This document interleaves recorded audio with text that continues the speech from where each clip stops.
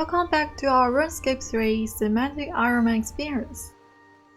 This episode includes finalizing a few of our free-to-play goals and upgrading to pay-to-play. One of our last goals to achieve in our free-to-play IronMan experience was 60 defense, which we managed to obtain by killing our favorite monster, deadly red spiders. About 20 minutes later, we managed to pick up 60 attack here as well.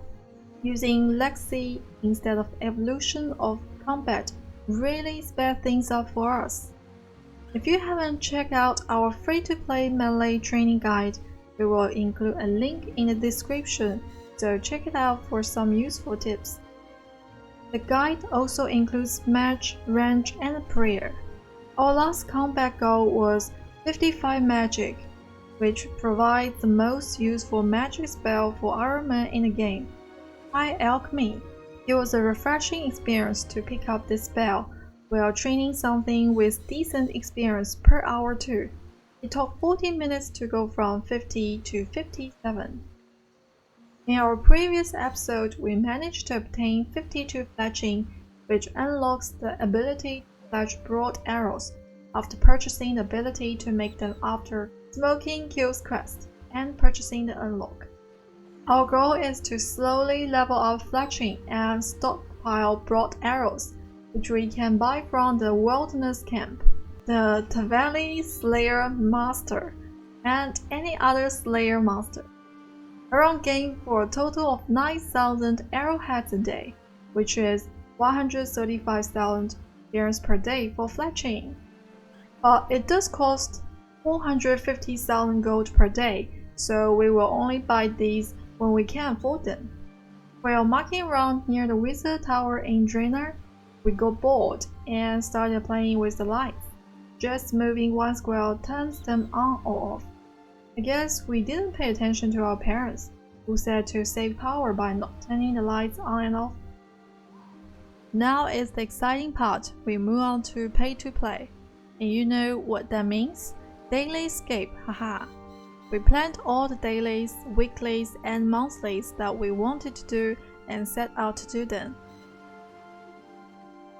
Starting off the giant Oyster, this place is absolutely beautiful.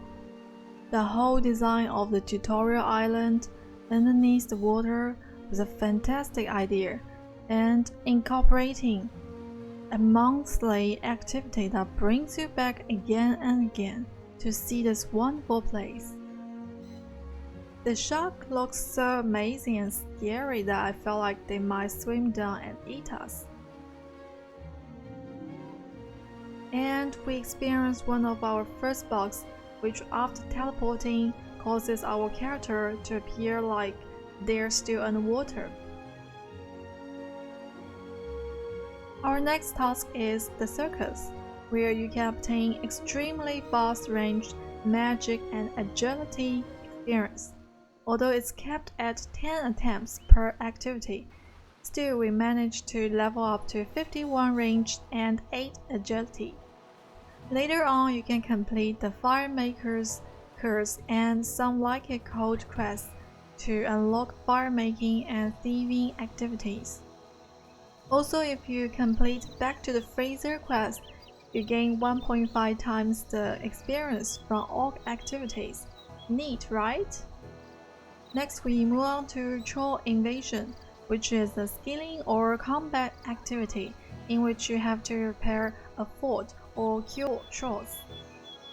We picked killing trolls as you gain experience from killing them and bonus prayer experience. We were not really sure what to use our rewards book on this month, so we decided to just go prayer as we want to level that up as soon as possible. We did a drive-by to Meg in a player-owned port to send her out on a mission. This is a weekly activity. We can get some gold and a random experience lamp depending on how well our advice was for her for that week. After completing all those tasks, we head over to Anachronia by clicking on the boat to travel, located just north of archaeology training site. which is just east of Varric. Now this cutscene is quite interesting as it feels like a flipbook artistic approach to showcase a new area.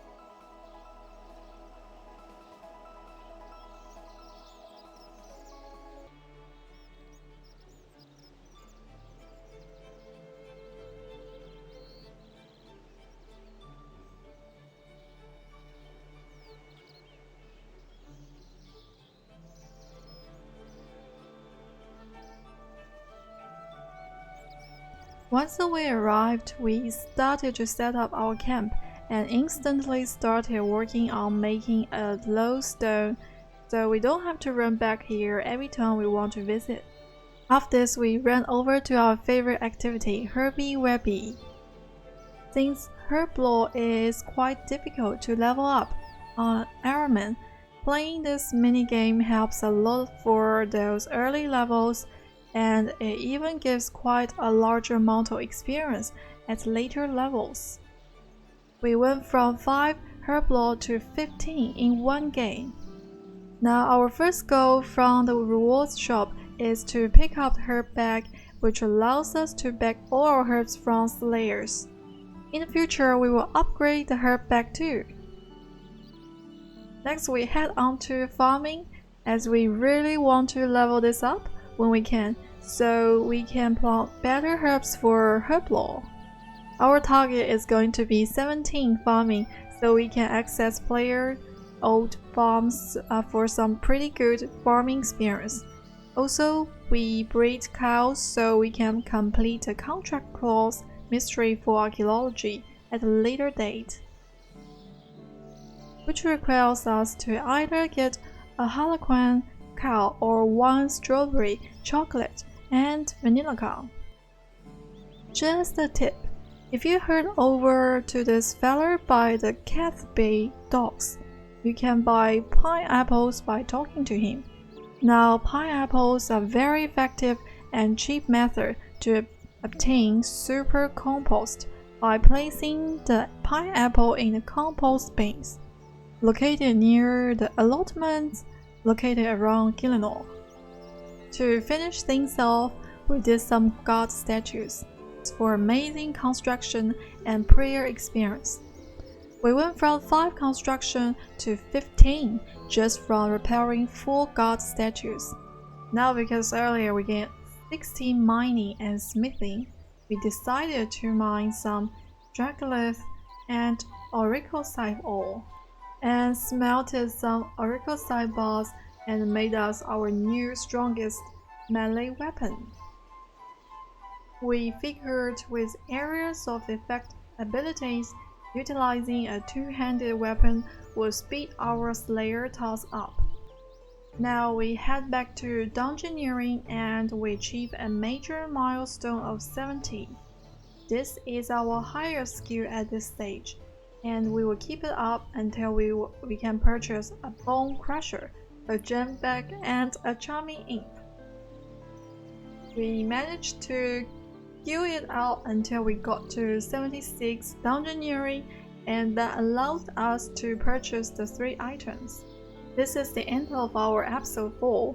As discussed in our previous episode, we are taking a different approach to this series by including fun tips and tricks for you all. As always, we hope you enjoyed our video. Have a nice day. Bye.